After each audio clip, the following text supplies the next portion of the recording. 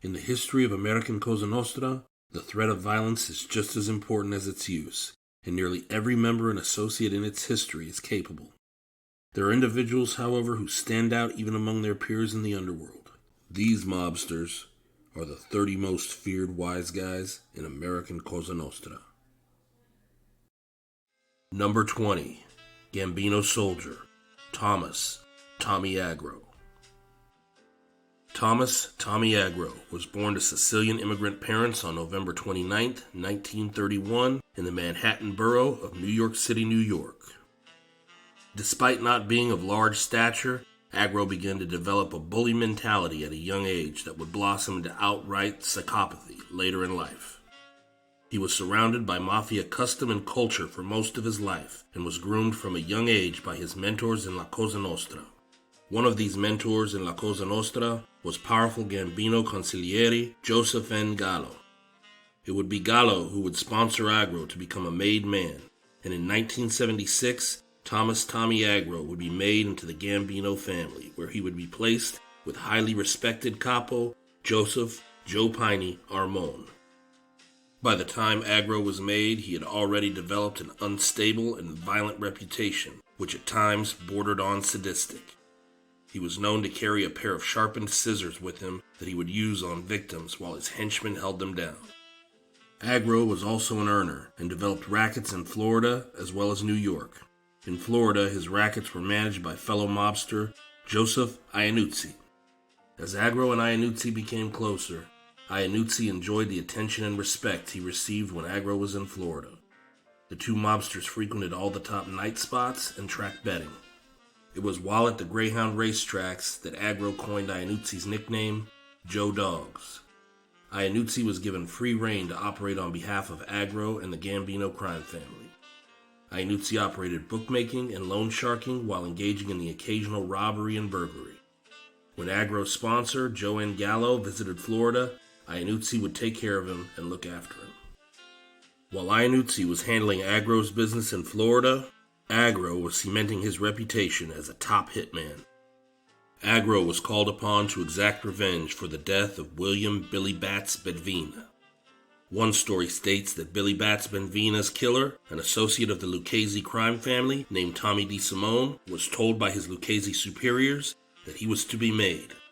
DeSimone was escorted by Peter Vario and Bruno Facchiola to a place where the ceremony was to occur. Instead, the Lucchese mobsters delivered DeSimone to Tommy Agro and John Gotti, who viciously murdered DeSimone in brutal fashion. His body was never recovered. Agro would also be involved in the murder of Tommy DeSimone's brother, Anthony. When mob associate Anthony DeSimone testified against top associates and made men in the Colombo, Gambino, and Lucchese crime families, he was immediately marked for death. His former mentor, Tommy Agro, convinced Anthony DeSimone to come in for a sit-down to straighten things out. Instead of straightening things out, Agro violently murdered DeSimone. Meanwhile, in Florida, the Agro-Iannuzzi relationship began to fizzle. Agro had previously lent Iannuzzi a sizable amount of money to be used to facilitate a loan shark book. As part of the deal, Iannuzzi was supposed to pay Agro several points a week, known in mafia parlance as the VIG. However, through greediness or incompetence, Iannuzzi fell behind on paying Agro. Iannuzzi then began ducking Agro, which included missing a meeting with his boss in New York. On January 19, 1981, the enraged Agro found Iannuzzi at the Don Ritz Pizzeria located in Singer Island, Florida, and severely beat him with a baseball bat. After surviving the attack, Iannuzzi decided to start working as an informant for the Federal Bureau of Investigation. Iannuzzi recorded a now well-known rant where an off-the-hinges Agro berates and threatens him. These recordings would eventually be used to convict Agro, who by the time court proceedings were taking place was already dying of an inoperable brain tumor. During the proceedings, it was also publicly revealed that Agro had been treated with lithium for mental illness, possibly explaining some of his erratic behavior. Agro would die in 1987 shortly thereafter. In Cosa Nostra history, there have been more prolific killers, but only a very few who were able to create the aura of fear that Tommy Agro created. he was truly one of the most feared gangsters in the history of Cosa Nostra. Number 19. Genovese Associate, Johnny Earle. Johnny Earle was born on November 9, 1919 in Manhattan, New York. His father, Michael, introduced Johnny to a criminal lifestyle at a young age, and in 1935 would be shot and severely wounded. In what would turn out to be a lifelong lesson for Johnny, his father refused to identify his attackers on his deathbed, sticking with the code of silence, known by the Italians as omerta.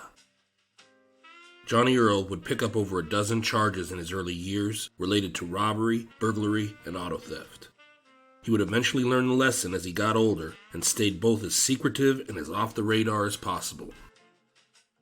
Earle would go on to join the Longshoremen's Association, after which he would found the Jet Street Gang. As leader of the Jets, Earle, along with top lieutenants George Barone and Little Larry Dentico, began to muscle rackets up and down the West Side, including the murder of a local sportsbook operator and the robbery and murder of alleged bank robber Ninny Cribbins. When Vito Genovese heard about the Jets and their fearsome reputation, he put out word that he wanted to meet. After meeting Earle, Genovese took a liking to him, and Earle and his gang were brought under Genovese's umbrella. The close relationship between Earle and Genovese would continue to grow. One informant stated that Genovese provided Earle with political favors and money when needed, while Earle would arrange sweetheart deals between the Longshoremen's Association and Genovese-owned companies. According to another informant, Earle and the Jets became the go-to hit team for the Genovese. This is a huge statement because Genovese had a large number of shooters under him, but still relied on Earle for many hits.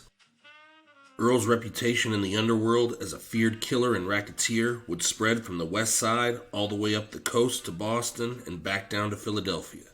However, because of his careful, secretive behavior, the press and law enforcement had little clue of his activities. Johnny Earle would be linked to a number of murders, including those of longshoreman John Regan and John McQueenie, also tavern owner James Hannon, and loan shark Thomas Plunkett. However, due to his low-key operating style, detectives could never get enough evidence to move on him. However, the mobster life would finally catch up to Earle when on June 18, 1958, he was shot 3 times by an unknown assassin. Earle was rushed to the hospital where he would die 12 hours later. Just like his father, Earle gave no information on his assailant before passing away. Rumors swirled around his death, with some saying that one of his chief lieutenants, Little Larry Dentico, conspired with Genovese captain Anthony Tony Bender Strollo to murder Earle. It was also speculated that the murder had to have been approved by Vito Genovese himself. Perhaps coincidentally, Genovese cut all ties to the Jets after Earle's death.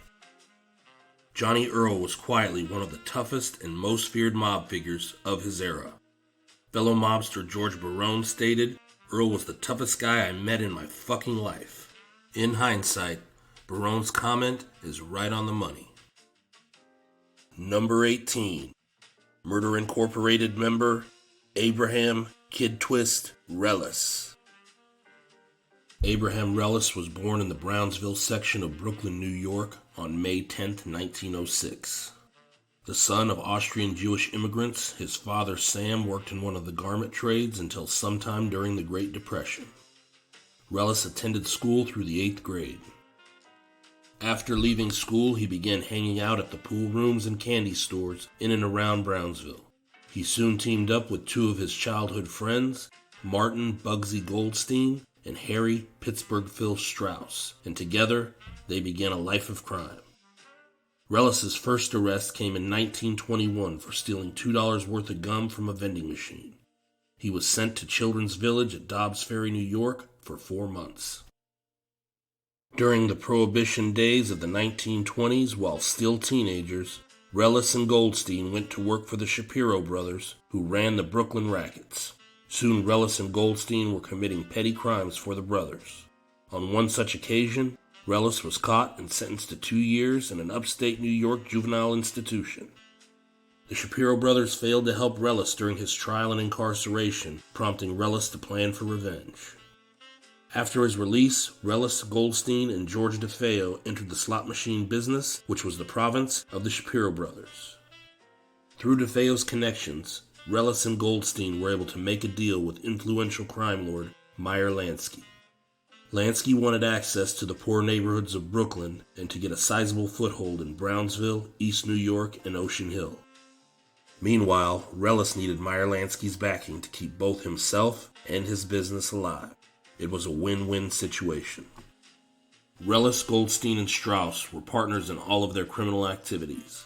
These activities had primarily been the slot machine business, but had quickly expanded to include loan sharking, crap games, and labor racketeering in connection with union activities, especially the restaurant union.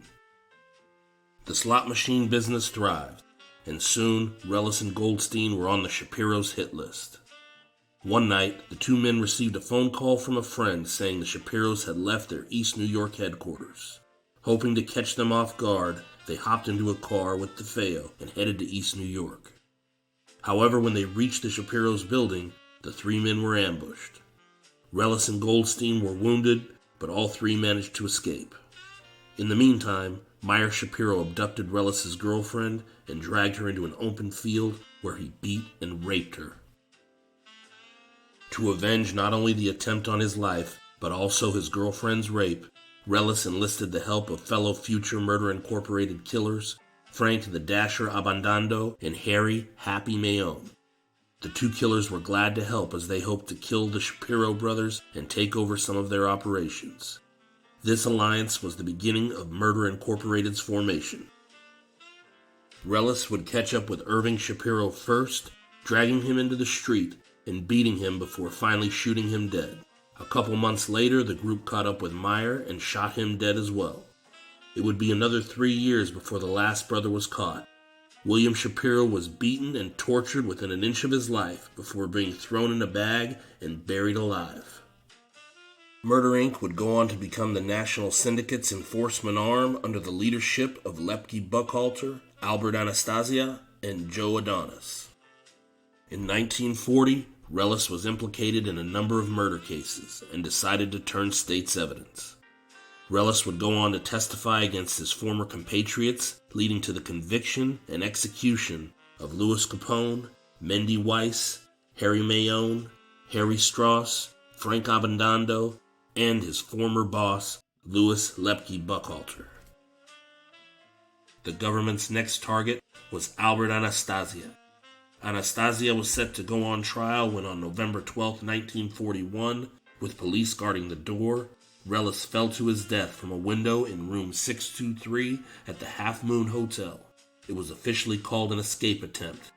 There are theories, however, that he was thrown from the window to prevent his testimony against Anastasia. Either way, Reles was a sadistic killer and one of the most feared in the New York City underworld.